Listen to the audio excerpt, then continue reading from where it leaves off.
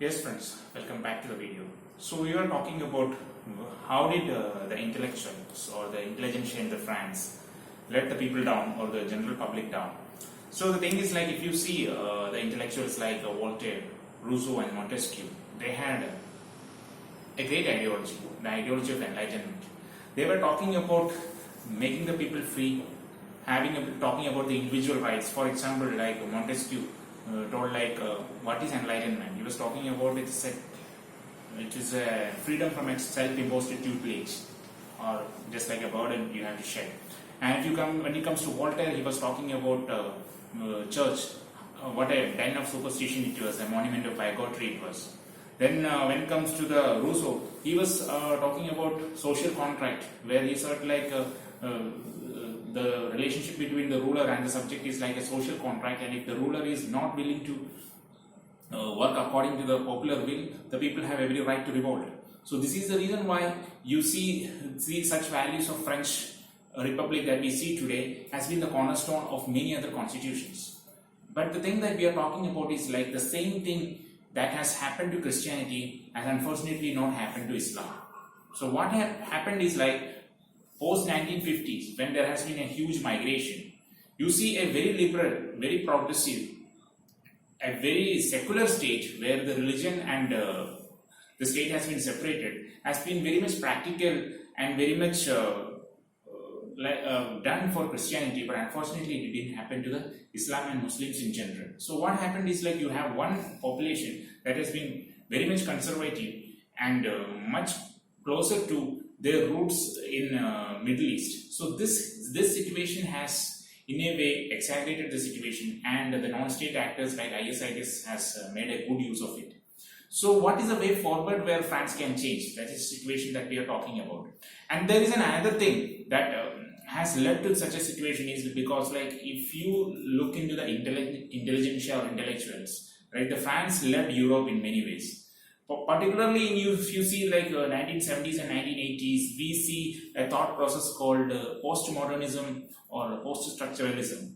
Like, we see people like Michael Foucault or Jacques Derrida, who from France, who have come up with ideologies like you have to think beyond what is their enlightenment. Science and technology and these enlightenment values have not led people to a better lives and all. So in such a way, they were trying to attack the same thing that made French Republic great at one point of time. So post-structuralism and you can say post-modernism has made in one way the society a little bit more nihilistic, because it felt like anything can go anywhere. And in this moment, you can see such kind of an intellectuals were in a tacit understanding with the Islamists. So this has led to a very serious condition in France, and France is somehow paying the price for it. So this, how can it be countered or how can it be changed? That is where we have to think about what happened in Turkey. So a similar situation was there in Turkey. You can see a more uniform Muslim population, where it was like more brute Muslim population, around 85 to 90% of Muslim population. But still, from there itself, there was a movement called the Young Turk movement, which was based on the modern values and which was based on things like secularism. That is the reason why even when the Turkey Ottoman Caliphate was dismantled, Turkey became a secular republic under Mustafa Kemal Pasha Ataturk. So such a leader of that caliber from a Muslim France, it's a far cry, but it has to be done.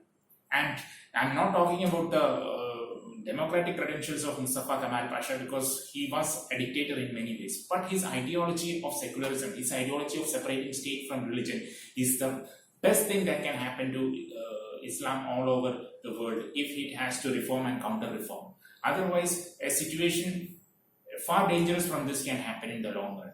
So if the France has to take a note of any other philosopher for it, France itself has a philosopher and a thinker for it. His name is Auguste Comte. He talked about the positivism or the positivistic ideology. So he told, like, every society will have to go through three phases. Initially there will be a theological phase, then there will be a metaphysical state, and the third one will be a positivist state. So French society, when it comes to Christianity, has reached the positivist state, but the Islamic France is still in the theological phase. That is where they are still looking for an ideology and still finding inspiration from what that has been written 1400 years ago. It has no relevance as per now in many ways. But still they are looking for such a life. Why? Because of still the society is still in the theological phase. From the theological phase, later comes the metaphysical phase when people interpret religion in terms of philosophy. That means just say like you are looking for heaven or hell. Heaven or hell is within the earth itself. That is more philosophical, more metaphysical. The next comes the positivist state when people will use their rational thoughts and will say like religion, these things are just for the personal purpose. You don't need to be fanatic over it. That has happened in the Christian society, but unfortunately it is yet to happen in the Islamic society. And that has to happen in France. And for that purpose, French people have to come over this idea of postmodernism and post-structuralism and even maybe look into philosophers like Auguste Comte and take a good note from them. But the better thing is that even though in such a scenario, you have people like Emmanuel Macron coming and saying that this has been an Islamist attack. That means they are not going behind the wagon of Islamophobia and they are addressing this issue of Islamofascism. And that is a good thing for the French society as well as the Muslim France in particular, because there are a lot of Muslims in France who doesn't want to be associated with it, but they are also victims of this. Like if you look into it, there are many satirists from France who are Muslim. Recently, a lady who was a pop singer was have a cyberbullying for not wearing burqa, and there are people like Sean Garnier who is a freestyle footballist. So there are many people who would be even ashamed about these incidents. For that purpose, France has to get back to its real values, the real values that made the republic, and it has to address this problem of Islamofascism and get away from political correctivity. And if it is happening, that will be better for the France, better for the Europe, and better for the world also.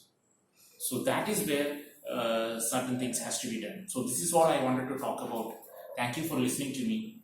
I hope I'm not asking you to just follow me or asking you to think that what I said is correct or not. I said my opinion based on certain historical fact. I used social theories for it.